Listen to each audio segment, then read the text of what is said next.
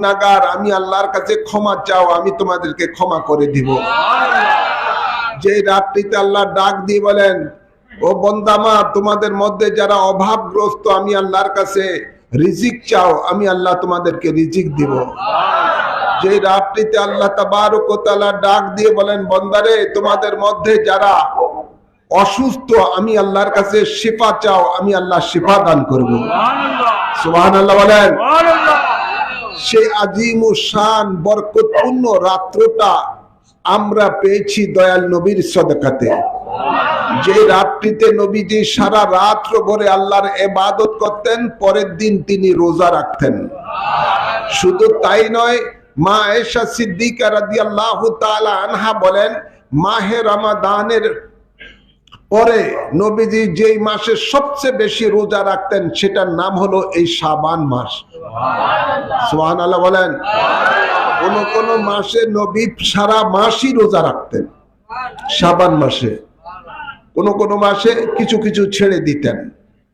তাই এই বরকতপূর্ণ মাসটি আমরা পেয়েছি দয়াল নবীর সদকাতে। এই বরকতপূর্ণ হলো কিভাবে? নবী নিজে স্বয়ং আল্লাহর দরবারে দোয়া করেছিলেন, আল্লাহুম্মা বারিক লানা ফি রাজাব ওয়া শাবান। সুবহানাল্লাহ বলেন না। ওয়া বাল্লিগনা ফি রমাদান। আল্লাহ বরকত নাজিল করো রজব মাসে এবং শাবান মাসে। তো যেহেতু নবীর দোয়া আল্লাহ কবুল করে কি করে না? জোরে বলেন। নিঃসন্দেহে আল্লাহ তাবারক ওয়া তাআলা তার হাবিবের দোয়া কবুল করেন। আমরা বিশ্বাস রাখি এই মাসটি একটি বরকতপূর্ণ মাস, একটি বরকতপূর্ণ মাস। আল্লাহর জন্য এই মাসের উসিলায় আমাদের জিন্দেগীর গুনাহ মাফ করে দেন। আমিন বলেন। তো এই নবীর কদম মোবারকে আমরা অসংখ্য অসংখ্য দুরূদ ও সালাম পেশ করছি আজকের এই মাহফিল থেকে। যে নবীর সদকাতে আমরা পেয়েছি পবিত্র নিসফুশ শাবান, যে নবীর সদকাতে আমরা পেয়েছি পবিত্র লাইলাতুল কদর। সুবহানাল্লাহ বলেন না। যে নবীর সদকাতে আমরা পেয়েছি মাহে রমাদান। সেই নবীর কদম মোবারকে অসংখ্য দুরূদ ও সালাম পেশ করছি, আল্লাহুম্মা আমিন বলে। সাথে সাথে আর অসংখ্য দুরূদ ও সালাম পেশ করছি নবী পরিবারের আওলাদগণের কদম মোবারকে, আল্লাহুম্মা আমিন বলে। ভাইরা আমার, বাবার আমার, আল্লাহ তাবারক ওয়া তাআলা এই মানব জাতির হেদায়েতের জন্য, মুক্তির জন্য যুগে যুগে অসংখ্য নবী এবং রসুলগণ প্রেরণ করেছেন। 1 লক্ষ কি 2,24,000 পয়গাম্বর কমবেশ এই জমিনে আল্লাহ প্রেরণ করেছেন, কাউকে রসুল বলে হিসাবে, কাউকে নবী হিসাবে। রসুল বলা হয় তাকে যার উপরে আসমানি কিতাব নাজিল হয়। যিনি রসুল তিনি আবার নবীও। আর নবী, শুধু নবী তাকে বলা হয় যিনি একজন রসুলের আন্ডারে নবুয়তের দায়িত্ব পালন করে থাকেন। সুবহানাল্লাহ বলেন না। তো আমাদের নবী, তিনি নবীও এবং রসুলও, নবী এবং রসুলও। তো রসুল পাক সাল্লাল্লাহু আলাইহি ওয়াসাল্লামকে আল্লাহ এমন একটি সময়ে পৃথিবীর মধ্যে প্রেরণ করেছেন যখন ওই যুগটাকে বলা হয় ইতিহাসের যুগে, আইয়ামে জাহিলিয়াতের যুগ, বর্বরতার যুগ, অন্ধকার যুগ। যেই যুগে মানুষের জানের নিরাপত্তা ছিল না, মানুষের মালের নিরাপত্তা ছিল না, মা বোনের ইজ্জতের নিরাপত্তা ছিল না, মহিলাদের জানের নিরাপত্তা ছিল না। তাদেরকে বাজারে বিক্রি করা হতো। নাউজুবিল্লাহ বলেন না। যেই যুগে মানুষের শান্তি বলে কোনো কিছুই ছিল না। ভাইরা আমার, সেই এমন একটি যুগে রাসূলে পাককে আল্লাহ পাঠিয়েছেন যে যুগের মানুষগুলো আল্লাহর ইবাদত ছেড়ে দিয়ে গায়রুল্লাহর ইবাদতে লিপ্ত থাকতো। নাউজুবিল্লাহ বলেন না। লাত, উজ্জাত, মানাত সহ বড় বড় মূর্তিদেরকে তারা বড় বড় খোদা মনে করত। 360 মূর্তি খানায় কাবার মধ্যে রেখে ওদের সন্তুষ্টির জন্য নারী পুরুষ উলঙ্গ হয়ে খানা কাবা তোয়াফ করত। নাউজুবিল্লাহ বলেন।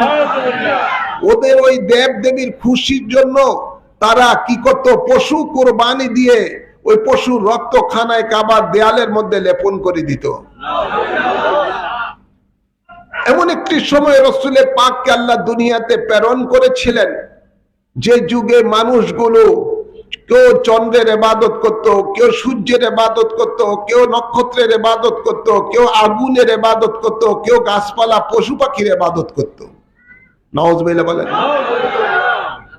সেই অন্ধকার যুগের মানুষগুলিকে আলোর পথে আনার জন্য, মানুষগুলিকে হেদায়েতের পথে আনার জন্য, মানুষগুলিকে সিরাতুল মুস্তাকিমের পথে পরিচালিত করার জন্য, মানুষগুলিকে একমাত্র আল্লাহর ইবাদতের দিকে ধাবিত করার জন্য আল্লাহ তাবারক ওয়া তাআলা তার প্রিয় হাবিবকে রাসূল হিসেবে এই পৃথিবীর মধ্যে প্রেরণ করেছেন। সুবহানাল্লাহ। শুধু কি আরব মানুষের জন্য? জোরে বলেন। আল্লাহ কোরআনে পাকে ইরশাদ করেন, ওয়ামা আরসালনাকা ইল্লা কাফাতাল লিন-নাসি বাশীরান ওয়া নাযীরা। বন্ধু, আপনাকে আমি প্রেরণ করি নাই, কিন্তু প্রেরণ করেছি সমগ্র মানব জাতির জন্য। সুবহানাল্লাহ। এই মানব জাতির মধ্যে বাংলাদেশের মানুষ আছে না নাই? আছে। জোরে বলেন। আছে। কাফাতাল লিন-নাস, সমগ্র মানব জাতির জন্য। কি রূপে? বাশীরান ওয়া নাযীরা, সুসংবাদদাতা রূপে এবং ভীতি প্রদর্শনকারী রূপে। সুবহানাল্লাহ বলেন। সুবহানাল্লাহ।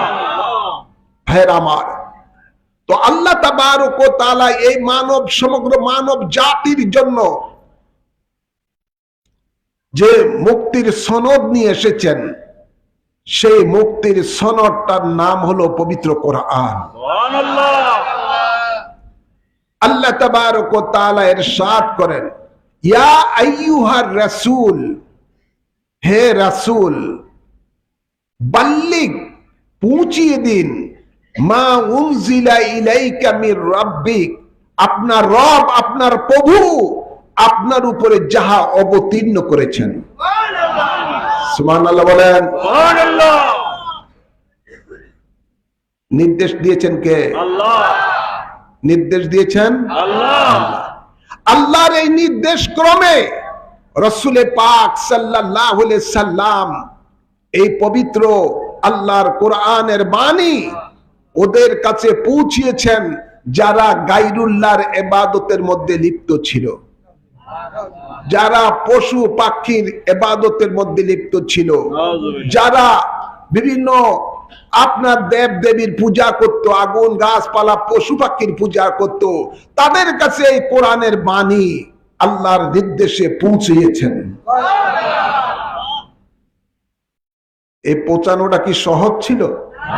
জোরে বলেন।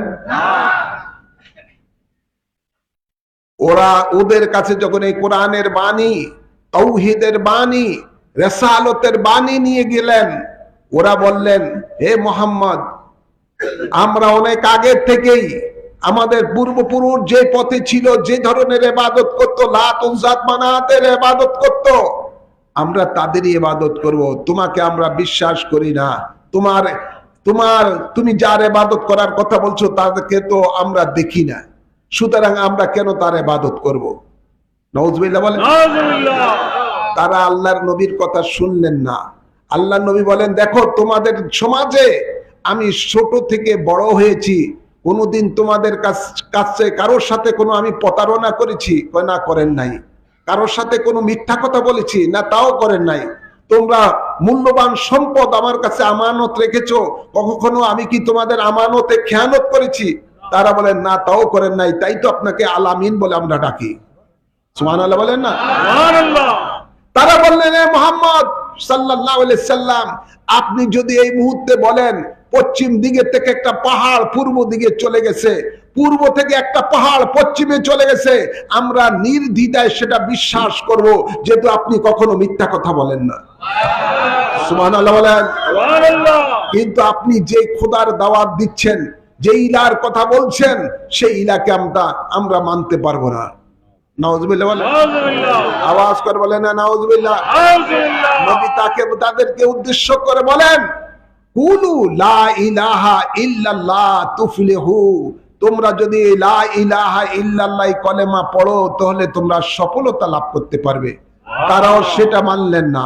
নবী বলেন, শুনো, তোমরা যদি পড়ো মান কালা লা ইলাহা ইল্লাল্লাহ ফাদাখালাল জান্নাহ, আমি এটা প্রতিশ্রুতি দিচ্ছি, তোমরা যদি এই কলেমা পড়ো তাহলে তোমরা জান্নাতে প্রবেশ করবে।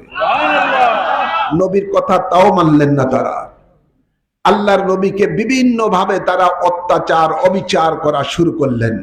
আল্লাহ নবীকে সমাজচ্যুত করলেন। নাউজুবিল্লাহ বলেন না। আল্লাহর নবীকে দীর্ঘদিন অবরোধ করে রাখলেন, বিভিন্ন ধরনের শারীরিক নির্যাতন করলেন। নাউজুবিল্লাহ বলেন না। যে পথে হেঁটে যেতেন ওই পথে বিষাক্ত কাঁটা বিছিয়ে দিতেন। এমনকি পথের মধ্যে, যে পথ দিয়ে নবী হেঁটে যেতেন ওই পথের মধ্যে তারা বড় গর্ত করে উপরে এমন ভাবে ঘাস দিয়ে তারা ওই গর্তর উপরে বিছিয়ে দিত যেন বোঝা না যায় এখানে কোনো গর্ত আছে। পাড়া দিলি যেন আল্লাহর নবী গর্তের মধ্যে ঢুকে পড়ে আর তারা মাটি চাপা দিয়ে রাসূলকে মেরে ফেলবেন। এই ধরনের বিভিন্ন ধরনের ফাঁদ রাসূলে পাকের রাস্তার মধ্যে, পথের মধ্যে তারা ফাঁদ পাতত। এমনকি তায়েফের জমিনে আপনারা জানেন রাসূলে পাককে বারবার পাথর মেরে মেরে রক্তাক্ত করে বেহুশ করে দিয়েছিল। খানায়ে কাবার সামনে রাসূলে পাককে পাথর মেরে মেরে রক্তাক্ত করে খানায়ে কাবার সেহেনের মধ্যে রাসূলে পাকের রক্ত মোবারককে লাল করে দিল। ভাইরা আমার, এভাবে রাসূলে পাকের উপরে তারা নির্যাতন করলো। কারা করলো? তারাই করলো যারা দেব দেবীর পূজা করত, বিভিন্ন ধরনের আপনার গায়রুল্লাহর ইবাদতের মধ্যে লিপ্ত ছিল। তারাই রাসূলে পাকের উপরে নির্যাতন করলো। তারপরে রাসূলে পাকের এই সত্যের মিশন রাসূলে পাক এক মুহূর্তের জন্য পর্যন্ত বন্ধ করে নাই। ভাইরা আমার, রাসূলে পাকের কাছে এসে যারা ইসলাম ধর্ম গ্রহণ করতেন তাদের উপর বিভিন্ন ধরনের নির্যাতন সে আরবের মুশরিকেরা করত। ভাইরা আমার, গভীর খেয়াল করে শুনুন, রাসূলে পাকের সাথে যারা সঙ্গীর সাথী হতেন তাদেরকে অনেকে নির্যাতন করতে করতে তারা শহীদ পর্যন্ত করে দিয়েছিল। ভাইরা আমার, এক সময় তারা সিদ্ধান্ত নিল যে মোহাম্মদকে তো আর আমরা দমাতে পারলাম না, এখন আমরা সমস্ত গোত্রগুলো একত্রিত হয়ে মোহাম্মদের উপর আক্রমণ করব আর মোহাম্মদকে নিশ্চিহ্ন করে পৃথিবী থেকে শেষ করে দিব। এই সিদ্ধান্ত যখন চূড়ান্ত হলো, আল্লাহর নবীর ঘর মোবারকের, বাড়ির মোবারকের চতুর্দিকে বিভিন্ন গোত্রের যুবক ছেলেরা খোলা তলোয়ার নিয়ে দাঁড়িয়ে আছেন যে মুহাম্মদ সাল্লাল্লাহু আলাইহি সাল্লাম সকালবেলা বের হলেই সকল গোত্রের যুবকের একত্রিত হয়ে আক্রমণ করবে আর নবীকে শহীদ করে দিবেন। ওই তখনই আল্লাহ তাবারক ওয়া তাআলা আল্লাহ জিবরাইল আমিনকে পাঠিয়ে দিলেন যে যাও আমার বন্ধুকে বলো এই শহর ছেড়ে যেন, মক্কার জমিন ছেড়ে যেন তিনি হিজরত করে মদিনায় চলে যায়। সুবহানাল্লাহ বলেন। ভাইয়ের আমার, মাতৃভূমি ছেড়ে চলে যাওয়া কত কঠিন কাজ। দয়াল নবী, নূরের নবী, রহমতের নবী, ওই সময় তিনি হযরতে মাওলা আলী শেরে খোদাকে ডাকলেন, হে আলী আসো, যে মানুষগুলো আজকে আমাকে না বুঝে না শুনে আজকে আমার উপরে নির্যাতন করতেছে, আমাকে হত্যা করার জন্য তারা আজকে পুরোপুরি ভাবে প্রস্তুতি নিয়েছে। আল্লাহ তো নির্দেশ হয়েছে এই দেশ ছেড়ে আমি চলে যাওয়ার জন্য, তো এরা যে আমার কাছে মূল্যবান সম্পদ রেখে গেছে, আমানত রেখেছে, তুমি এই আমানতগুলি বুঝে রাখো যাতে করে সকালবেলা আমার পক্ষ থেকে প্রত্যেকের আমানতগুলো তাদের কাছে তুমি বুঝিয়ে দিও, যাতে করে না বলতে পারে আরবের মানুষেরা যে মোহাম্মদ আমাদের সম্পদ মেরে চলে গেছে। এই অভিযোগ যেন না দিতে পারে। মাওলা আলী শেরে খোদার কাছে রাসূলে পাক সব মানুষের রক্ষিত আমানতগুলো তিনি সব বুঝিয়ে দিলেন। আর মাওলা আলী শেরে খোদা রাসূলে পাক সাল্লাল্লাহু আলাইহি সাল্লামের বিছানার মধ্যে শুয়ে গেলেন, চাদর মোড় দিয়ে শুয়ে আছেন যাতে করে বাইরের থেকে মুশরিকেরা বুঝতে পারে যে মোহাম্মদ তার বিছানার মধ্যে শুয়ে আছে। আহা কি আশিক! মাওলা আলী শেরে খোদার ঈমান কত বড় মজবুত! রাসূল পাক সাল্লাল্লাহু আলাইহি সাল্লামের বিছনার উপরে শুয়ে আছেন চাদর বড় দিয়ে। এখন সে জানতেছে যে আল্লাহর সকাল বেলা হলেই আল্লাহর নবী মনে করে কাফেরেরা তার উপর অতর্কিত হামলা করবে, তলোয়ার দিয়ে তাকে ক্ষত বিক্ষত করে ফেলবে। এই কথা বুঝো রাসূল পাকের প্রেমে নিজের জীবনকে উৎসর্গ করে দেওয়ার জন্য শুয়ে আছেন। সুবহানাল্লাহ। এটাই কি বলা হয়? আল্লাহু আকবার।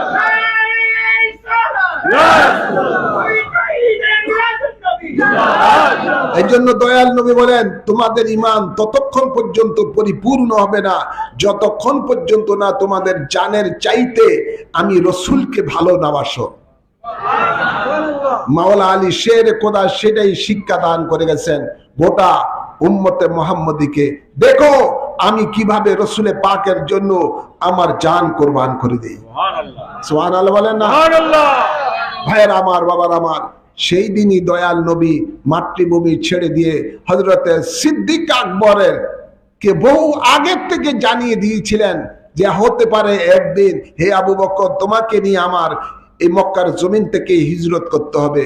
তুমি কিন্তু ওই রাতটা হবে কিন্তু রাত্র, ওই সময়টা হবে কিন্তু রাত্র, তুমি কিন্তু প্রস্তুত থেকো। মাওলা আলী শের খোদাকে বুঝিয়ে দিয়ে আল্লাহ নবী রওনা দিলেন। দেখলেন চতুর্দিকে কাফেরেরা তলোয়ার নিয়ে দাঁড়িয়ে আছে। আল্লাহর নবী আল্লাহর নির্দেশে এক মুষ্টি বালু তাদের দিকে নিক্ষেপ করলেন। সুবহানাল্লাহ বলেন না? সুবহানাল্লাহ। আল্লাহ বলেন ওমা রামাইতা ইজ রামা ওয়ালাকিন্নাল্লাহ রামা। বন্ধু আপনি তো বালি নিক্ষেপ করেন নাই, বরং ওই নিক্ষেপটা আমি আল্লাহ নিজে করেছি। সুবহানাল্লাহ। বালু নিক্ষেপ করেছেন এক মুষ্টি একদিকে, আর আল্লাহর ফেরেশতা ওই আল্লাহর পক্ষ থেকে ফেরেশতারা ওই বালু কোনা রাসূল পাকের ঘরের চতুর্দিকে যত কাফেরেরা দাঁড়িয়ে ছিল তাদের প্রত্যেকের চোখের মধ্যে বালিকোনা অটোমেটিক পৌঁছে গেছে। বালু চোখের মধ্যে ঢুকলে কি চোখ খোলা থাকে নাকি?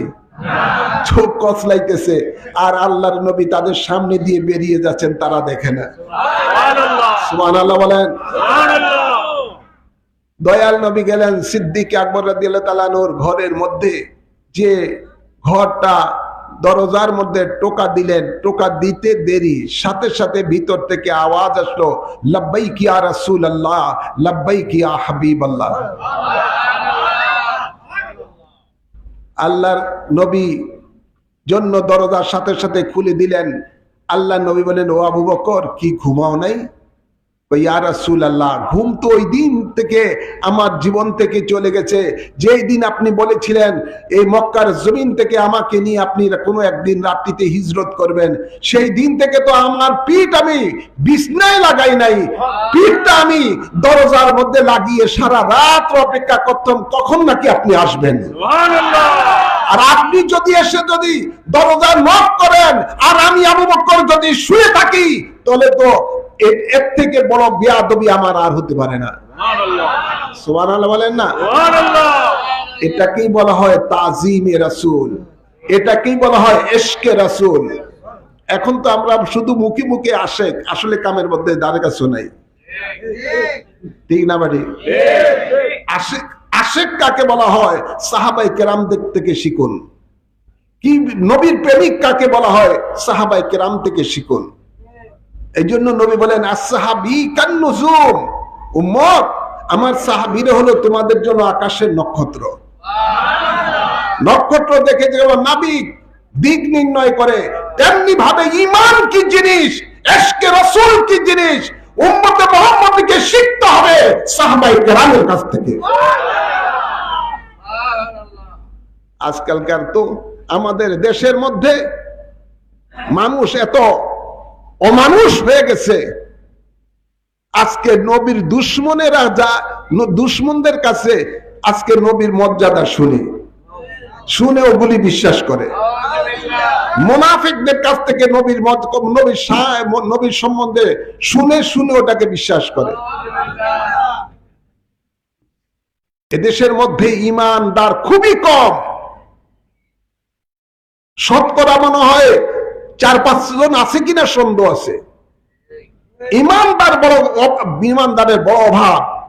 না হইলে যেই দেশের মধ্যে ওপেন রসুলের পাককে কাউবয় বলে যেটা ডাকে, যেটা রসুলের পাককে 2 টাকার কর্মচারী বলে আখ্যায়িত করে, বিভিন্ন ধরনের বেয়াদবিমূলক শব্দ উচ্চারণ করে, নবীকে নিরক্ষর বলে, নবী আলিফ বেতে জানে না, আলিফ বেতে সে জানে না, এই শব্দ জানে না, নবী 1 2 3 4 এই সংখ্যাও জানে না, যেই নবীকে ওপেন এই ধরনের বেয়াদবি যেগুলি করে, সেই বেয়াদবের তাফসীর শোনার জন্য বাংলার মানুষ কিভাবে আবার সেখানে যাবে বলে তার ওয়াজ শোনার জন্য। যদি জান্নাত পরিমাণ নবীর প্রেম তার যার মধ্যে থাকবে, সে কখনো এই বেয়াদবে রাসূলের ওয়াজ শুনতে পারে না। যদি সাহাবায়ে কেরামের জমানা হতো, ফারুক আজম সাথে সাথে তার কল্লাটা উড়িয়ে দিত। আজকালকার মানুষ এগুলো নামে মুসলমান, আজকে সালাফি, ওয়াহাবি, আহমদুল্লাহ, শেখ আহমদুল্লাহ, আরো অনেকগুলো আছে, এগুলোর ওয়াজ শুনে মানুষে খুব আগ্রহ। যুবক সমাজ আজকে তাদের ওয়াজ শুনে ওদেরকে বিশ্বাস করে। আরে নবী তো এই বেয়াদবে রাসূলদেরকে অনুসরণ করার জন্য বলে নাই, আল্লাহ নবী বলেন আমার সাহাবীদেরকে অনুসরণ করো। সাহাবীরা রাসূলের পাককে কিভাবে মানতেন, কিভাবে মহব্বত করতেন, কিভাবে তাজিম করতেন, এগুলো শিখতে হবে সাহাবায়ে কেরামের কাছ থেকে। ভাইরা আমার, যাই হোক, দয়াল নবী, নূরের নবী, রহমতের নবী দ্বীনের প্রচার কার কাছে করেছেন? বিধর্মীদের কাছে। কার কাছে? বিধর্মীদের কাছে ধর্মের দাওয়াত পৌঁছেছেন। সেই ধর্মের নাম হলো ইসলাম। সেই ধর্মের নাম হলো ইসলাম। সেই ধর্মের নাম হলো ইসলাম। ইসলাম ধর্ম প্রচার করতে গিয়ে, কোরআনের বাণী মানুষের কাছে পৌঁছাইতে গিয়ে রাসূলে পাক সাল্লাল্লাহু আলাইহি সাল্লাম জীবনে বারংবার আঘাতের পরে আঘাত এসেছে। এবার আসুন আল্লাহ কি বলেন সূরা ফাতহার মধ্যে। আল্লাহ বলেন ওয়াদাইয়ান ইলাল্লাহি বিইজনিহি ওয়া সিরাজাম মুনীরা। বন্ধু, আপনাকে আমি প্রেরণ করেছি মানুষগুলিকে আমি আল্লাহমুখী করার জন্য। প্রজ্বলিত প্রদীপ রূপে আপনাকে প্রেরণ করেছি। তো রাসূলে পাক সাল্লাল্লাহু আলাইহি সাল্লাম শত বাধা পেরিয়ে তিনি এই দ্বীনের দাওয়াত বিধর্মীদের কাছে দেওয়ার পরে প্রায় 1 লক্ষ কি 2 লক্ষেরও অধিক আপনার বিধর্মী ইসলাম ধর্মের মধ্যে এসেছেন। খুশি না বেজার? জোরে বলেন। দয়াল নবী, রহমতের নবী যখন বিদায় হজ করলেন, শেষ মার জিন্দেগিতে শেষ হজ, আরাফার ময়দানের মধ্যে এই লক্ষ লক্ষ জনতাকে সামনে নিয়ে জবলে রহমতের উপরে দাঁড়িয়ে যে খুতবা দিয়েছিলেন, সেই খুতবার নাম হলো বিদায় হজের ভাষণ। সেই খুতবার মধ্যে গোটা মানব জাতির কোন পথে চলবে, কি আখলাক হবে, কি চরিত্র হবে, সব কিছু নবী দিক নির্দেশনা দিয়েছেন। হ্যাঁ আমার, সেটার মধ্যে নবী ওই দিন ওই ওয়াজের মধ্যে এক পর্যায়ে বললেন, হে উপস্থিত আমার উম্মতগণ, মুসলমানগণ, আমি কি তোমাদের কাছে আল্লাহর দ্বীনের দাওয়াত পৌঁছাই নাই? তারা বললেন সমৎসরে, ইয়া রাসূলুল্লাহ সাল্লাল্লাহু আলাইহি সাল্লাম, অবশ্যই আপনি আমাদের কাছে দ্বীনের দাওয়াত পৌঁছিয়েছেন। পৌঁছানোর কারণেই আজকে আমরা মূর্তি পূজা ছেড়ে দিয়ে একমাত্র আল্লাহর ইবাদত করার দিকে আপনার মনোযোগী হয়েছি, সেই দিকে ধাবিত হয়েছি। আপনার এই দ্বীনের দাওয়াত দেওয়ার কারণে আমরা মূর্তি পূজা ছেড়েছি, আগুন পূজা ছেড়েছি, গাছ পূজা ছেড়েছি, বিভিন্ন গায়রুল্লাহর ইবাদত ছেড়ে দিয়েছি, একমাত্র আল্লাহর ইবাদতের দিকে এসেছি। তখন আল্লাহর নবী শাহাদাতের আঙ্গুল মোবারক আকাশের দিকে উঠালেন আর আকাশের পানে তাকিয়ে বললেন, হে আল্লাহ, তুমি সাক্ষী থেকো। সুবহানাল্লাহ, সুবহানাল্লাহ বলেন না? হে আল্লাহ তুমি সাক্ষী থেকো। 3 বার নবী আঙ্গুল মোবারক উঁচু করে বললেন, হে আল্লাহ তুমি সাক্ষী থেকো, আমাকে যে দায়িত্ব দিয়ে দুনিয়াতে প্রেরণ করেছো, আমি আল্লাহ আমি তার দায়িত্ব পালন করেছি। এই লক্ষ লক্ষ জনতা সাক্ষ্য দিচ্ছে। সুবহানাল্লাহ বলে না? ভাইয়ের আমার, বাবার আমার, সেই দিন আয়াতে কারিমা নাজিল হয়ে গেল, আল ইয়াউমা আকমালতু লাকুম দীনাকুম ওয়া আতমামতু আলাইকুম নি'মাতি ওয়া রাদিতু লাকুমুল ইসলাম দীনা। সুবহানাল্লাহ বলে। সেই দিনই আয়াতে কারিমা নাজিল হয়ে গেল, আজ আমি তোমাদের জন্য দ্বীনকে কমপ্লিট করে দিলাম, পরিপূর্ণ করে দিলাম, যে দ্বীনের প্রতি আমি আল্লাহ খুশি রয়েছি। ওয়ারাদিতু লাকুমুল ইসলাম দীনা, তোমাদের উপরে আমি খুশি হয়েছি এই দ্বীনের উপরে। ভাইরা আমার, গভীর খেয়াল করে শুনুন, এই আয়াতে কারিমা নাজিল হওয়ার পরে এই লক্ষ লক্ষ সাহাবায়ে কেরামের মধ্যে আনন্দের ঢেউ বয়ে যাচ্ছে। সকলে হাসছে, আনন্দিত, সকলে খুশি যে আল্লাহ আজকে আমাদের জন্য দ্বীনকে পরিপূর্ণ করে দিলেন। কিন্তু একজন লোক, যিনি নবীর সুখে দুঃখের সাথী, হিজরতের সাথী, সুবহানাল্লাহ বলেন না, সব সময়ের সাথী, তিনি আনন্দিত হন নাই, তিনি কান্না করতেছেন। তিনি কে? হযরতে সিদ্দিক আকবর রাদিয়াল্লাহু তাআলা। তিনি কাঁদছেন। সঙ্গের সাথীরা বললেন, হে আবু বকর, আমরা সব আনন্দিত, আজকে আল্লাহ দ্বীন কমপ্লিট করে দিয়েছেন, আমরা খুশি, আপনি কাঁদছেন কারণ কি? কারণ তো বুঝতে পারলাম না। হযরতে সিদ্দিক আকবর রাদিয়াল্লাহু তাআলা বলতেছেন, তোমরা তো জাহির দেখতেছো, বাতিন দেখো নাই। আমি তো এই আয়াতের বাতিন দেখতেছি। কেমন? শুনো, প্রত্যেক নবীরা এই পৃথিবীর মধ্যে আসেন আল্লাহর দ্বীনকে কায়েম করার জন্য। তো রাসূলে পাকও ঠিক এমনি ভাবে এসেছেন, ওয়াল্লাযী আরসালা রাসূলাহু বিল হুদা ওয়া দীনিল হক লিইয়ুযহিরাহু আলাদ দীনি কুল্লি। সে মহান আল্লাহ তার রাসূলকে প্রেরণ করেছেন সত্য দ্বীন সহকারে, এবং পৃথিবীর মধ্যে যত গোমরাহি ধর্ম যারা নিয়ে এসেছে তাদের উপরে ইসলাম ধর্মকে বিজয় করার জন্য। তাই নবী তো এসেছেন দ্বীনকে মানুষের কাছে পৌঁছে দেওয়ার জন্য। সেই দ্বীনের দায়িত্ব তো রাসূলে পাকের কমপ্লিট হয়ে গেছে। তাই আমাদের নবী আর আমাদের মাঝে বেশি দিন থাকবেন না, এই বিরহর চিন্তা করে আমি কাঁদতেছি। সুবহানাল্লাহ বলেন না?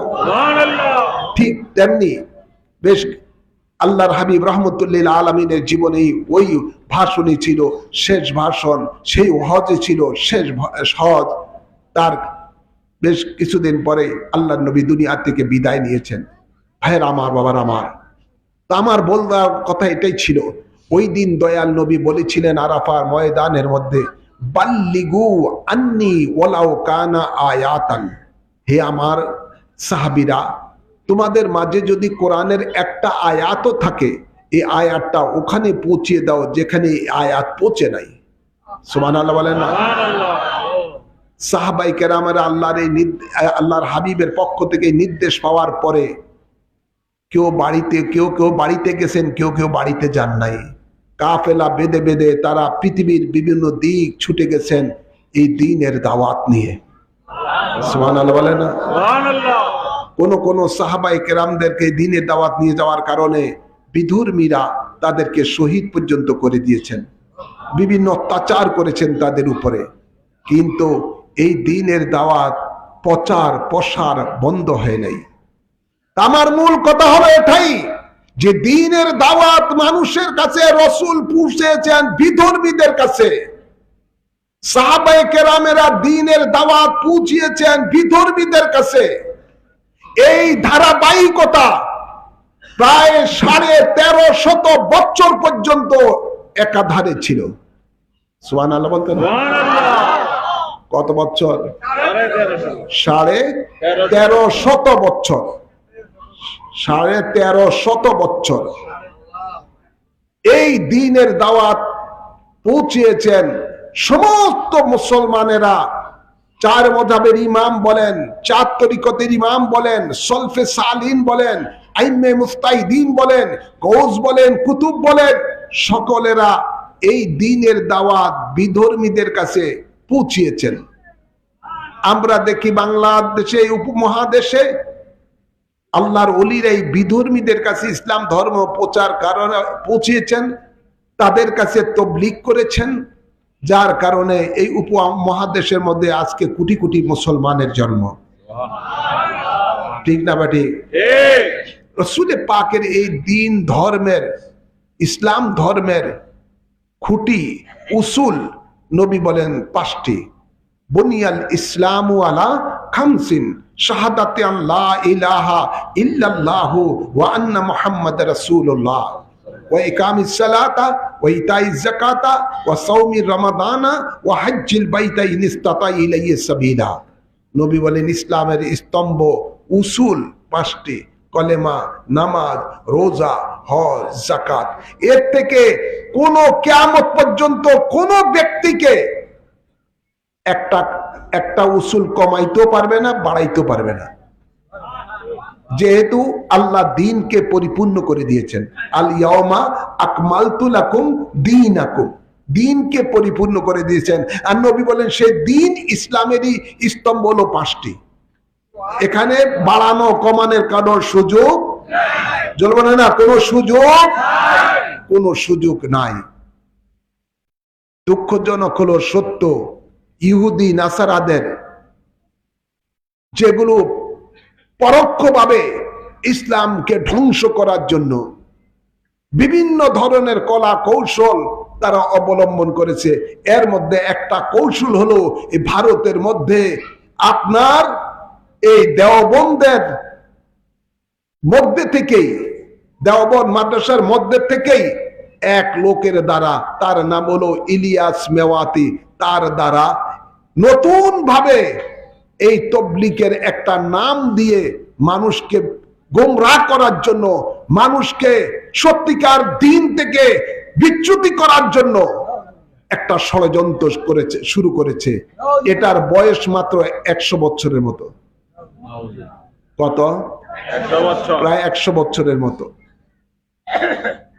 এরা ইসলাম ধর্মের স্তম্ভকে পরিবর্তন করে দিয়ে, 5 উসুলকে পরিবর্তন করে দিয়ে 6 উসুল নাম দিয়ে বানানো একটা। আর যার মাধ্যমে এটা তৈয়ার হয়েছে, আবিষ্কৃত হয়েছে, সে নিজে নবী দাবি করেছে। সে বলল मुझको मेरे उस्ताद के घर से वरासत नबूवत का तोहफा मिला है, যে আমি আমার ওস্তাদের ঘরের থেকে ওয়ারিস সূত্রে নবুয়ত পাইছি। এই জন্য দেখবেন এই কওমি মাদ্রাসারই একটা বুইট্টা মৌলবী আছে, রফিক মাদানি নাকি, তার এক বক্তব্য ফেসবুকের মধ্যে বলছে ভাইরাল হয়েছে এই বক্তব্যটা। সে কয় আমাদের সব ওস্তাদের আমাদের নবী। আপনারা দেখছেন নি? কারো আমি যেটা দেখতে আমার চোখে পড়ছে, আমাদের সব ওস্তাদের আমাদের নবী। নাউজুবিল্লাহ বলেন না। নবী বলেন আনা খাতুমুন নবিয়িনা লা নবিয়্যা বাদি। নবী বলেন আমি শেষ নবী, আমার পরে আর কোন নবী হবে না, লা নবিয়্যা, কোন নবী হবে না, আমি শেষ নবী। কিন্তু ওই যে ইলিয়াস মেওয়াতির অনুসারী, তার ওস্তাদেরা নবী দাবি করছে এবং তারাও এখন বলতেছে আমাদের ওস্তাদ সব নবী। নবী কাকে বলা হয়? আন-নবুওয়াতু ইত্তিলাউ আলাল গায়ব। নবী তাকে বলা হয় যার উপরে আল্লাহ ইলমে গায়েব দান করেন। সুবহানাল্লাহ। অদৃশ্যের জ্ঞান যাকে আল্লাহ, গায়েবের জ্ঞান যাকে আল্লাহ দান করেন, তিনি হন নবী। নবী রসুল কোনো কিছুই কিয়ামত পর্যন্ত আর হবে না, সিল করে দিয়েছেন আল্লাহ আমাদের নবী হযরত মুহাম্মদ মুস্তাফা সাল্লাল্লাহু আলাইহি সাল্লামের মাধ্যমে। তো যারা নবী দাবি করে, আল্লাহর নবীর ফতুয়া হলো তারা দজ্জাল, তারা দজ্জাল। এই ইলিয়াস মেওয়াতি হলো একটা দজ্জাল। এই দজ্জালের সাথে আল্লাহ আমাদের মুর্শিদ কেবলার সাথে দিল্লি শাহী মসজিদে জুমার দিনে বহস হয়েছিল। সে বহসে সে পরাজিত হয়েছে। মুসল্লিরা তারা জুতা পিটা করে তাকে মসজিদ থেকে বের করে দিয়েছে। এই প্রচলিত তবলিগের প্রতিষ্ঠাতা ইলিয়াস মেমাতির সাথে। ভাইরা আমার, বাবার আমার, তো আজকে এই দলটা টার্গেট করেছে। এটার জন্ম কিন্তু ভারতে। জন্ম কোথায়? ইলিয়াসের বাড়ি কোথায়? দেওবন্দ মাদ্রাসা ভারতে। ভারতে এত বড় একটা দেশ, বাংলাদেশের থেকে প্রায় 14-15 গুণ বেশি বড়। এত বড় একটা ভারতের মধ্যে দেশ থাকতে, যেই দেশে এটা জন্ম, সেই দেশে আসতে নেওয়া না করে বাংলাদেশকে বাইছে নিছে। বাংলাদেশকে বাইছে নিছে কেন জানেন? আমার মুর্শিদ কেবলা একটা ওয়াজ শুনবেন, আছে ভাইরাল হয়ে আছে ওয়াজটা। হুজুর কেবলা কোথায় জানি করছে, মনে হয় ফতুল্লাহ, সে বালুর মাঠে বা ওখানে করেছিলেন। হুজুর কেবলা বলেছেন বাংলাদেশের মানুষ খুব সরল প্রাণ মানুষ, ঠিক না বেঠিক? খুব ধর্ম পরায়ণ মানুষ। ধর্মের কথা বললে মানুষের মন গুলো গলে যায়, ইসলামের কথা বললে মানুষের মন গলে যায়, ঠিক না বেঠিক? জোরে বলেন। খুব ধর্মভীরু মানুষ ওরা। এই জন্য এই বাতিল 72 দল জাহান্নামী ফেরকারা বেছে নিয়েছে বাংলাদেশটাকে। এই বাংলাদেশের মধ্যে তারা এখন বিশ্ব ইস্তেমা করে। আজকে মনে হয় শুরু হয়েছে এই ইস্তেমা নিয়ে। তারা ফিডাফিডি করে চর দখলের মতো করে সাদ গ্রুপ আর জুবাইর গ্রুপ, এই দুই গ্রুপ। সাদ হচ্ছে এই ইলিয়াস মেমাতির নাতি, যে এই দল প্রতিষ্ঠা করছে, ইলিয়াস মেমাতির নাতি। আর জুবাইর গ্রুপ এই দেশের কওমি মাদ্রাসার একজন আপনার মৌলবী। এদের সাথে মারামারি হয়ে আপনারা দেখেন মানুষ পর্যন্ত বেশ কিছু মারা গেছে কয়েক মাস আগে। এখন আবার দুই দলের এক দল এখন জুবাইর গ্রুপ করছে, আবার কিছুদিন পর আবার মনে হয় সেই সাদ গ্রুপ করবে। এদের উদ্দেশ্য কি? এদের উদ্দেশ্য লক্ষ্য হলো এই দেশের সরল প্রাণ সুন্নি মুসলমানের ঈমানকে নষ্ট করা। তবলিগের নাম দিয়ে সিল্লার কথা বলে, কলেমা নামার শিক্ষানের কথা বলে পাক্কা দুশ্মনে রসুল বানানোর একটা ষড়যন্ত্র, পাক্কা ওয়াহাবি বানানোর একটা ষড়যন্ত্র। এবং এই দল পক্ষান্তরে একটা জঙ্গিবাদী দল, একটা সন্ত্রাসী দল, এবং যার আলামত কিছুদিন আগে আপনারা দেখেছেন টঙ্গীর ইস্তেমার মধ্যে। এবং বাইতুল মোকাররমের মধ্যে এরা দখল নিয়ে ফিডাফিডি করে জুতা মারামারি করে বাইতুল মোকাররমের মধ্যে অপবিত্র করেছে। টোটালি এটা একটা তবলিগের নামে একটা সন্ত্রাসী দল, একটা জঙ্গিবাদী দল। বাংলাদেশের সরকার যখনই যারা ক্ষমতায় আসে, ওই বহির্বিশ্বের চাপের কারণে এদেরকে বন্ধ করে না। এদের জেনে বুঝার পরও এদেরকে আজকে বিভিন্ন সুযোগ সুবিধা দেওয়া হচ্ছে। ভাইরা আমার, বাবার আমার, তাই আপনাদের জাতিকে শুধু বলবো, শুধু আপনাদের উদ্দেশ্যে যারা সামনে আমার বসা আছেন তাদের উদ্দেশ্যে আমার বক্তব্য না, গোটা বাংলাদেশের মানুষের উদ্দেশ্যে আমার বক্তব্য। যেহেতু এই বক্তব্যগুলো মিডিয়ার মধ্যে প্রচার হয়ে যায়, সোশ্যাল মিডিয়ায় প্রচার হয়, আমি বলবো, দাবি করব, এই দল একটা ভ্রান্ত দল। এই দলের প্রতিষ্ঠাতা ইলিয়াস মেওয়াতি একটা ভণ্ড নবী দাবিদার। এই দলকে নিষিদ্ধ করার জোর দাবি জানাচ্ছে বাংলাদেশ আইনে সুন্নাত ওয়াল জামাতের পক্ষ থেকে। রাজি আছেন? সমর্থন আছেন? এরা মসজিদকে একটা আবাসিক হোটেল বানায়, মসজিদকে অপবিত্র করে। এরা জাতির দুশ্মন, এরা ইসলামের দুশ্মন। এদের থেকে সাবধান থাকতে হবে। ওরা যেতগুলো মিথ্যা মিথ্যা সওয়াবের কথা বলে, এই দলের মধ্যে যে চাইলে কি 69 কোটি হজের সওয়াব না কি সওয়াব, নাউজুবিল্লাহ, বিভিন্ন মিথ্যা মিথ্যা কথা বলে বলে মানুষকে এই দলের মধ্যে দিয়ে গোমরাহ করে। মনে রাখবেন, তবলিগ হবে একমাত্র বিধর্মীদের কাছে। কাদের কাছে? বিধর্মীদের কাছে ধর্মের দাওয়াত দেওয়া, এটাই আল্লাহর নির্দেশ, রাসূলেরও নির্দেশ। যেই তবলিগ গুলো সমস্ত বুজুর্গানি দিন করে এসেছেন প্রায় 1350 বছর পর্যন্ত, সেই তবলিগ 100% জায়েজ। যে তবলিগ আল্লাহ নবী করেছেন, সাহাবায়ে কেরাম করেছেন, তাবিঈনগণ তাবে তাবিঈনগণ করেছেন, আইম্মে মুস্তাহিদগণ করেছেন, গাউস কুতুব ওলি আবদালগণ করেছেন, 5 ইসলামের আরকানের তবলিগ, বিধর্মীদের কাছে ধর্মের দাওয়াত দেওয়া, সেটা কিয়ামত পর্যন্ত জায়েজ।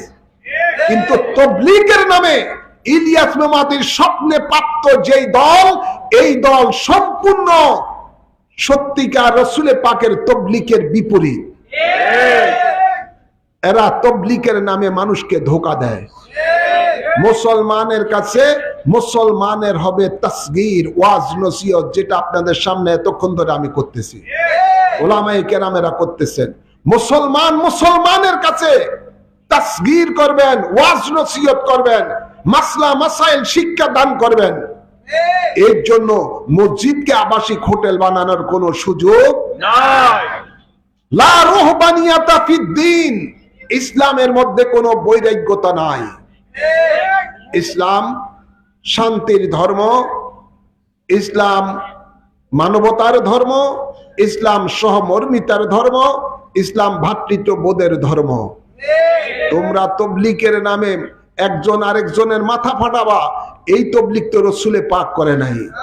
তোমরা তবলিগের নামে একজন আরেকজনকে ঘুমন্ত অবস্থায় বাড়িয়ে মাথা বাড়িয়ে ফাটাবা আর তাকে মেরে ফেলবা, এটার নাম তো তবলিগ নয়। তোমরা একটা আরেকটার গ্রুপের স্বার্থের জন্য অর্থ ভাগাভাগির ব্যাপারে নিয়ে তোমাদের মধ্যে একটা আরেকটাকে কাফের বলে ঘোষণা দেয়, ঠিক না ভাই? ঠিক।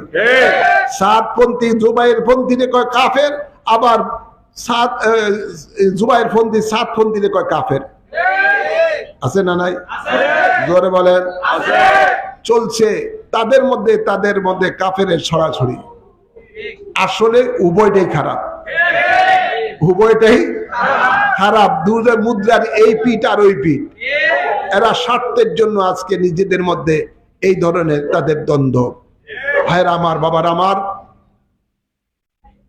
দেশ ও জাতিকে বলবো, এই গুমরাহি দলের থেকে আপনারা দূরে থাকবেন এবং এই দলের মধ্যে কোন ব্যক্তি যেন না যায়, যাইলে তাদের ঈমান নষ্ট হয়ে যাবে। ঈমান নষ্ট হয়ে যাবে। ঈমান শেষ তো সবকিছু শেষ, সবকিছুই শেষ।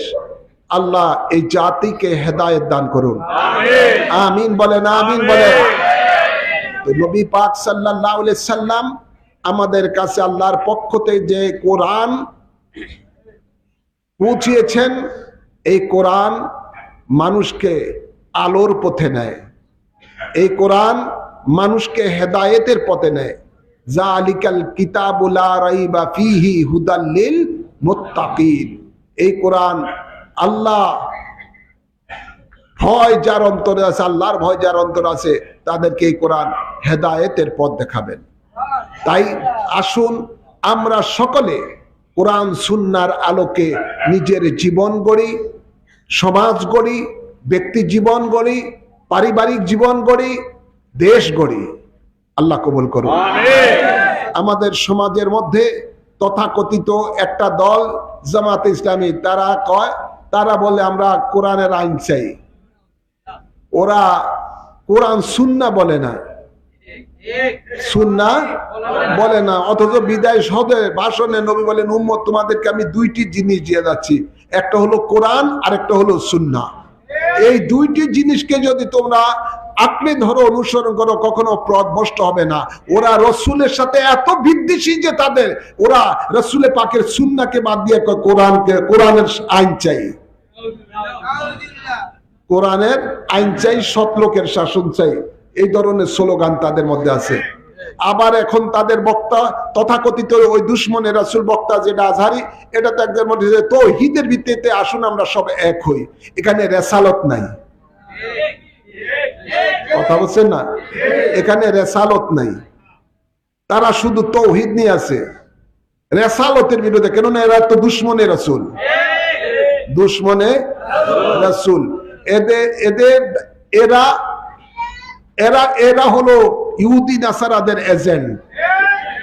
তাই ভাইরা আমার, বাবারা আমার, নবী পেলেন তো আল্লাহ পেলেন। নবীর তাবেদারি আল্লাহর তাবেদারি হয়ে যাবে, নবীর ভালোবাসাই আল্লাহর ভালোবাসা হয়ে যাবে।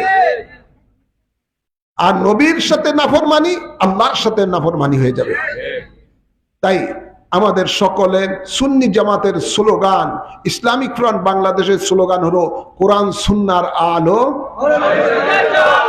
কোরআন সুন্নাহর আলো, সংসদে জালো, আল্লাহ কবুল করুন। আমরা যেন কোরআন সুন্নাহর আলোকে নিজের জীবন গড়ি, আল্লাহ তৌফিক দান করুন। যতদিন পর্যন্ত বাংলাদেশের মধ্যে কোরআন সুন্নাহর সমাজ কায়েম না হবে, ততদিন পর্যন্ত এই পৃথিবীর, এই দেশের মধ্যে শান্তি আসবে না। এই দেশে শান্তি আসবে না। নতুন নতুন চমক চমক কথা বলে বিভিন্ন দল আসবে, আসলে প্রত্যেকটাই মুদ্রার এই পিঠ আর ওই পিঠ, প্রত্যেকটাই নিজের আখের গুছানের ব্যস্ত থাকে।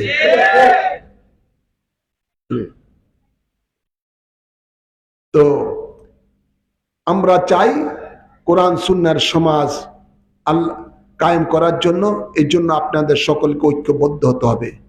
আহলে সুন্নাত ওয়াল জামাতের পতাকা তলে ঐক্যবদ্ধ হতে হবে, ইসলামিক ফ্রন্ট বাংলাদেশের পতাকা তলে ঐক্যবদ্ধ হতে হবে। আল্লাহ কবুল করুন। ওয়া মা আলাইনা ইল্লাল বালাগ। আসুন আমরা দাঁড়িয়ে আল্লাহর হাবিবকে সালাম জানাই।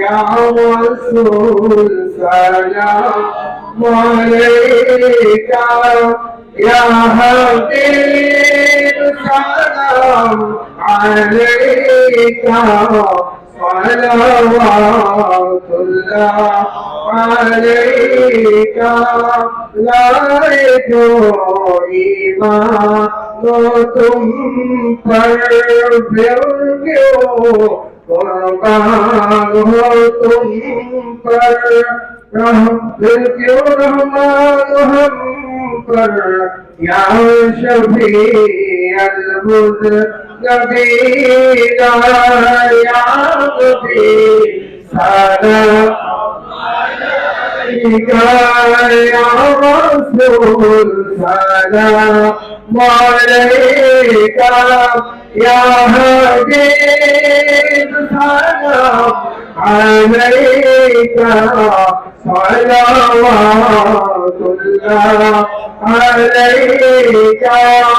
रोज़ा की तमन्ना दिल में है, यही करोना हो कैसे नदी लाजाना, बिल्कुल है दीने दीवाना, या नबी सलाम अलैका, या रसूल सलाम अलैका, या हबीब सलाम अलैका, सलावतुल्लाह अलैका। मुस्तफा जाने रहमत तेरा सलाम, शमीए बज में हिदायत तेरा सलाम, तेरो नज़दीक के सुनने वाले मुकाम, काने नाने करवामत तेरा सलाम, मुस्तफा जाने रहमत तेरा सलाम, शमाए गज में हिदायत तेरा सलाम, के तुला कायम दुरूद नौशाए गज में जन्नत तेरा को सलाम मुस्तफा जाने रहमत तेरा को सलाम शमे गज में हिदायत तेरा हम गरीबों के कांपे थे हथ गुरूर हम फकीरों की सरवर फेरा तो सलाम मुस्तफा जाने रहमत तेरा तो सलाम शफ़े गज में हिदायत तेरा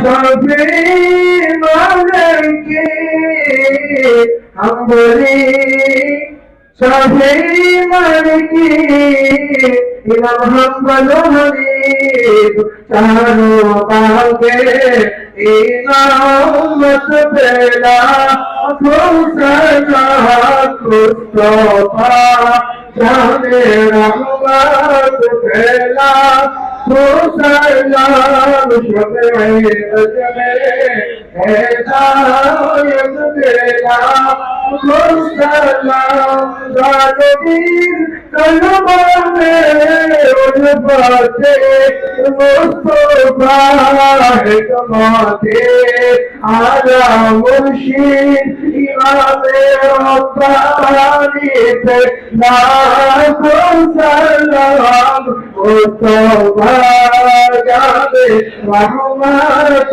तेरा को सलाम शफ़े गज में हिदायत तेरा को सलाम सय्यदी मुर्शिदी किबला आबिद शाह सय्यदी मुर्शिदी किबला आबिद शाह दिए दीनो मिल्लत तेरा को सलाम मुस्तफा जाने रहमत तेरा तो सलाम शफ़े गज में हिदायत तेरा तो सलाम औलद मुस्तफा आका मुर्शिद सैयद बहादुर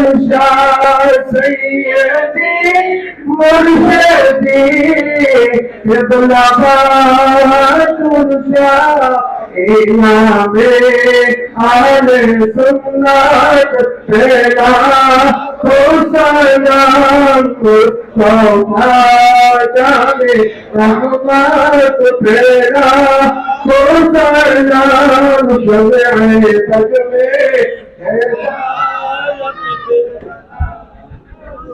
बलगल उला बिकमालिही कशफत दुजा बिजमालिही हसनत जमीउ खिसालिही सल्लु अलैहि वालिही बलगल उला बिकमालिही कशफत दुजा बिजमालिही हसनत जमीउ खिसालिही सल्लु अलैहि वालिही সকলে পড়ি আলহামদুলিল্লাহ আলহামদুলিল্লাহ।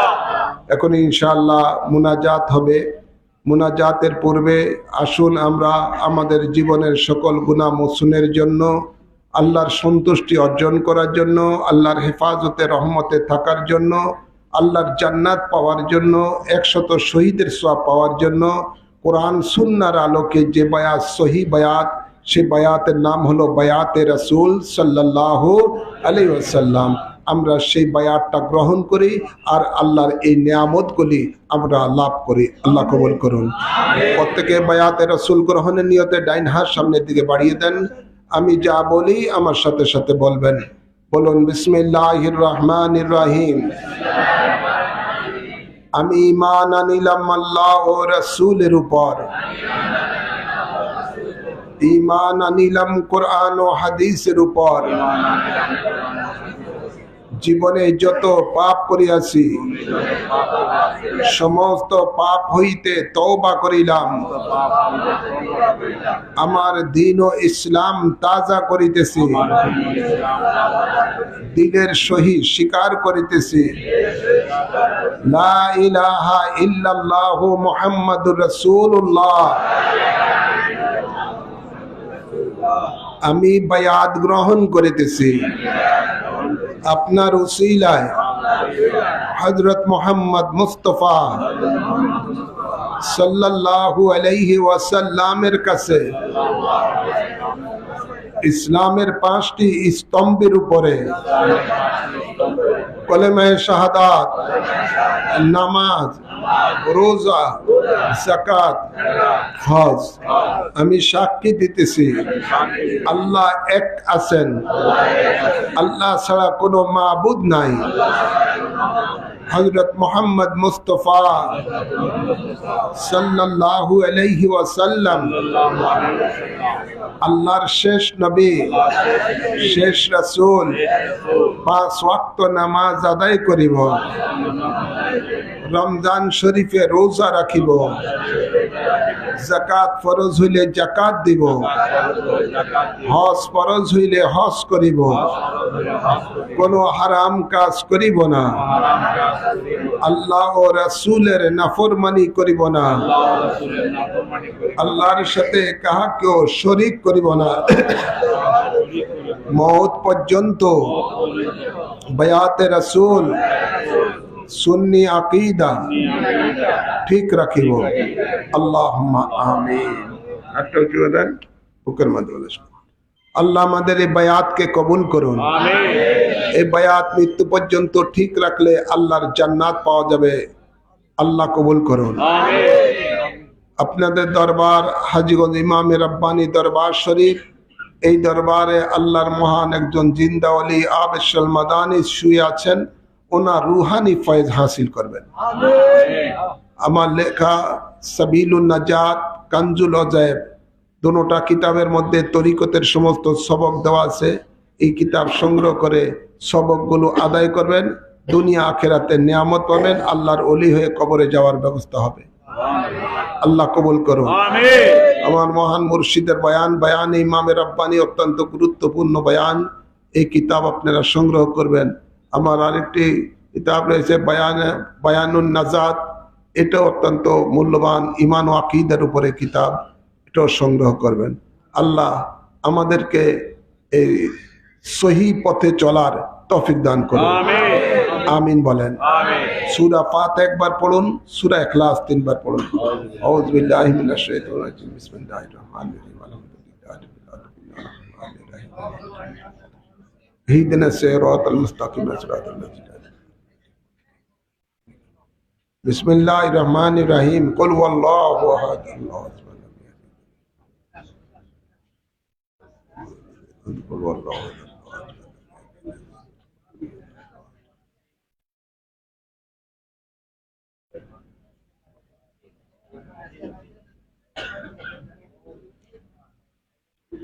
اللهم آمين.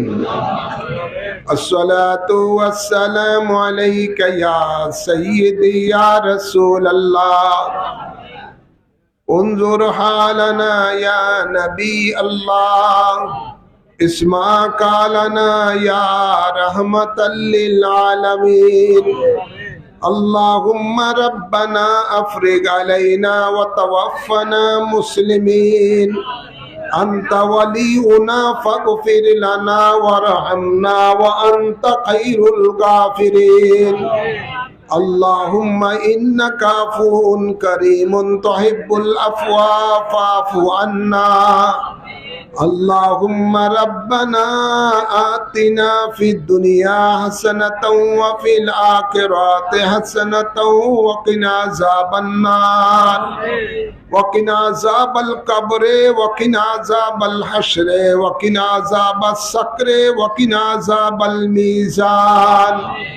اللهم اغفر لي ولوالدي ولجميع أمة محمد صلى الله عليه وسلم. अल्लाहुम्मा रब्बिरहमहुमा कमा रब्बयानी सगीरा। या इलाही हर जगह तेरी अता का साथ हो, जब पड़े मुश्किल शाये मुश्किल कुशा का साथ हो। या इलाही भूल जाओ नज़ा के तकलीफ को, शादिए दीदार हुस्ने मुस्तफा का साथ हो।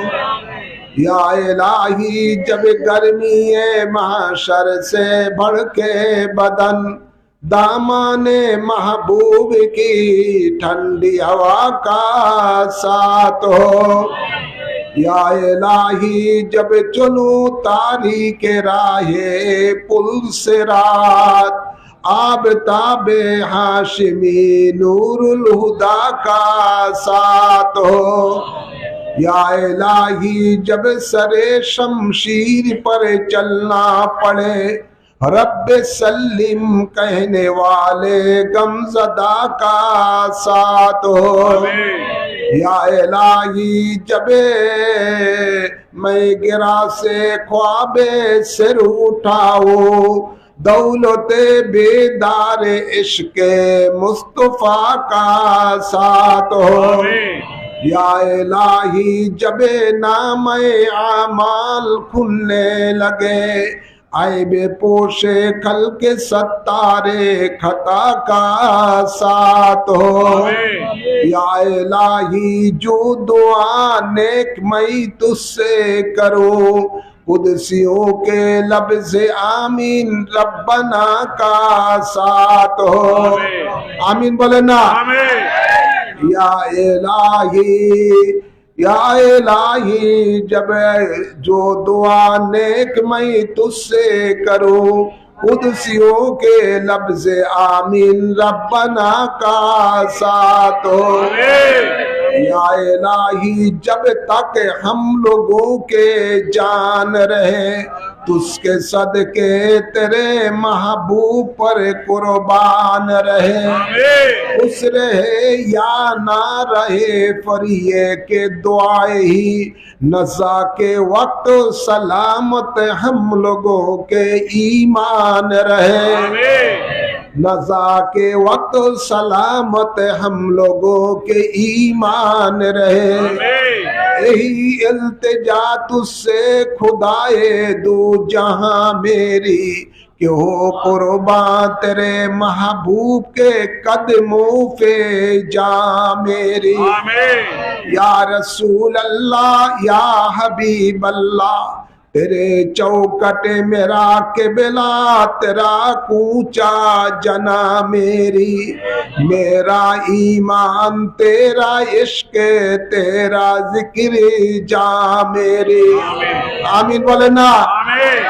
या रब्बल आलमीन मौला मेहरबान खुदा, আজকের ঈদ মিলাদুন নবীর মাহফিলের মধ্যে কোরআন সুন্নাহর আলোকে যা কিছু আলোচনা হয়েছে, আল্লাহ সকল কিছুর হাদিয়া সর্বপ্রথমে আমাদের আকা ও মাওলা তাজদারে মদিনা রহমাতুল্লিল আলামিনের রওজা পাকে কবুল করে নাও।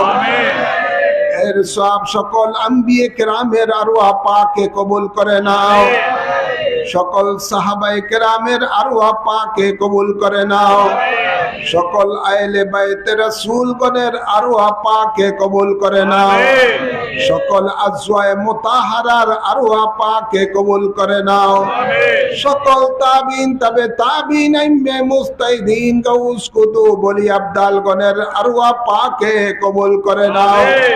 বিশেষ করে পীর দস্তগীর গৌসে পাক আব্দুল কাদের জিলানী রূহে পাকে কবুল করে নাও। আতে রসুল সুলতানুল হিন্দ হযরতে খাজা গরিবে নওয়াজের রূহে পাকে কবুল করে নাও। ইমামুত তরিকত খাজিনাতুর রহমত বাহুদ্দিন নকশবন্দির রূহে পাকে কবুল করে নাও। ইমাম রব্বানী গৌসে সমদানী হযরতে শেখ আহমদ সের হিন্দি মুজাদ্দিদ আল-ফিসানী রূহে পাকে কবুল করে নাও। ইমাম আবু হানিফা, ইমাম শাফি, ইমাম মালিক, ইমাম হাম্বলের আরওয়াহ পাকে কবুল করে নাও।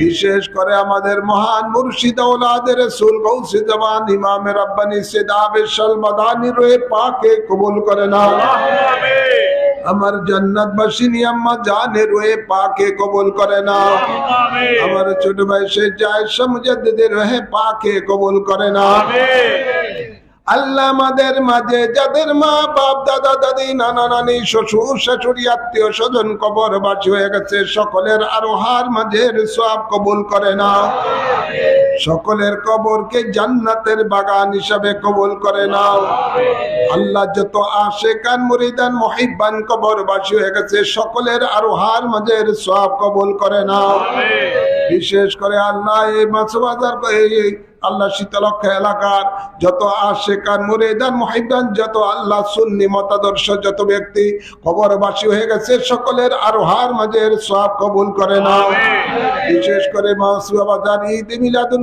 নবী এই কমিটির মধ্যে অতীতে যারা ছিলেন দুনিয়াতে নাই আল্লাহ কবরবাসী হয়ে গেছে তাদের সকলের আরোহার মাঝের সওয়াব কবুল করে নাও প্রত্যেকের কবরের মধ্যে জান্নাতি হাওয়া জারি করে দাও আল্লাহ আমরা জীবনে যত কবিরা সগীরা গুনাহ করেছি বায়াতে রাসূল গ্রহণের উসিলায় maaf করে দাও তোমার গাফফার রহমান নামের উসিলায় maaf করে দাও তোমার হাবিবের নালাইন মোবারকের সদকাতে maaf করে দাও আমাদের গুনাহগুলিকে নেকে পরিণত করে দাও কোরআন সুন্নাহর আলোকে জীবন যাপন করার তৌফিক দান করে দাও আমাদের মাঝে যারা মুসিবতে আছে মুসিবত দূর করে দাও যারা অসুস্থ আছে তাদেরকে শাফা করে দাও যারা অভাবে আছে অভাব দূর করে দাও আল্লাহ এই ব্যবসায়ীদের ব্যবসা অত্র এলাকার ব্যবসায়ীদের ব্যবসার মধ্যে বরকত দান করে দাও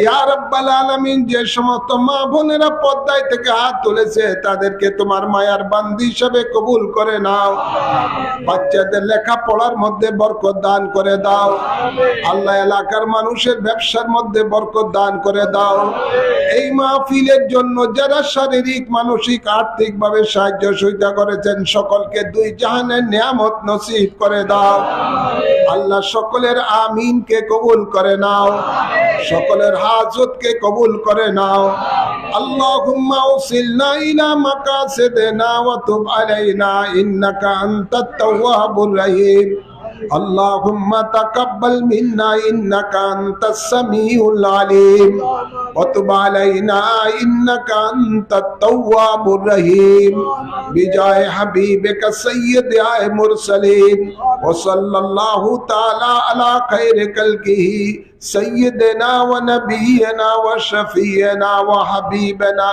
ومولانا محمد وآله وصحابه أجمعين آمين آمين بحق كلمة طيبة لا إله إلا الله محمد رسول الله